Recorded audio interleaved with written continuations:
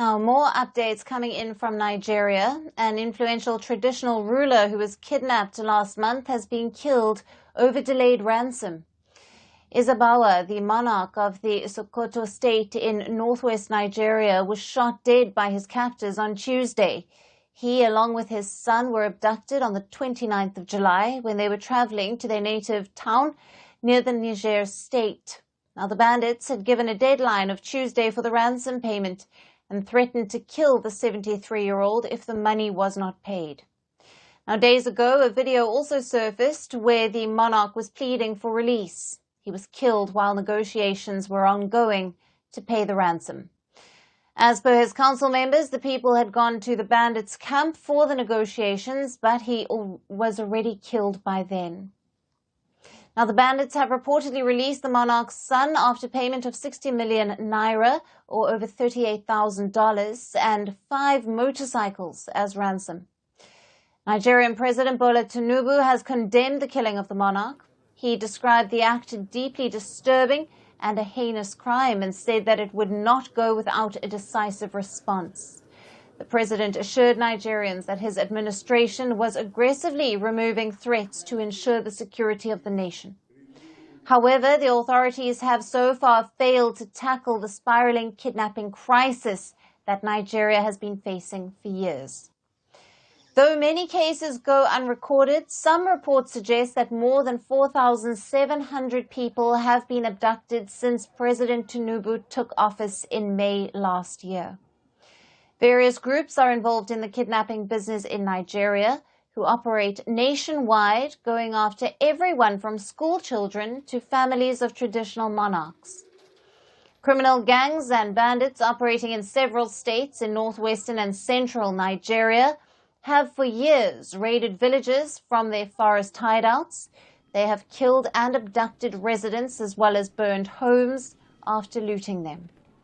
While the north and northeast regions are also plagued by Islamic militants such as Boko Haram and the Islamic State. The biggest kidnapping incident was carried out by Boko Haram in 2014 when they abducted nearly 300 schoolgirls from the town of Chibok. Almost 100 of the captives still remain missing. Boko Haram terrorists also killed another traditional ruler in 2014 and also made a failed assassination attempt on another traditional ruler. Authorities have struggled to solve the crisis. In 2022, Nigeria passed a law that bans people from paying ransom for their kidnapped loved ones. Now, those who violate the law could be punished for at least 15 years. This was done in order to discourage kidnappings. However, the law has been widely condemned as insensitive and impractical. People say they have no trust in the authorities, as in most instances they have failed to respond timeously. Out of the desperation, many still resort to pool resources and money to pay the ransom. And police have also deployed anti-kidnap units, but the forests where the gangs hide are difficult to access and control. Some experts believe the country's economic crisis is driving an increase in kidnappings.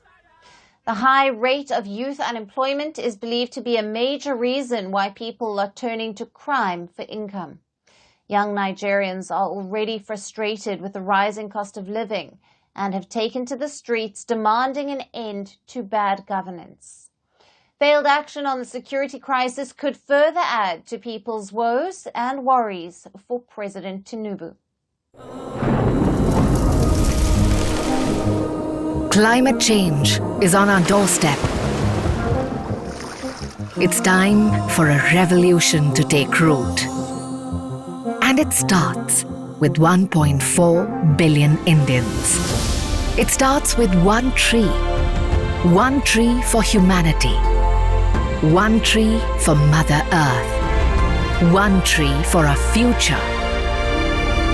Project One Tree, a News 18 network initiative.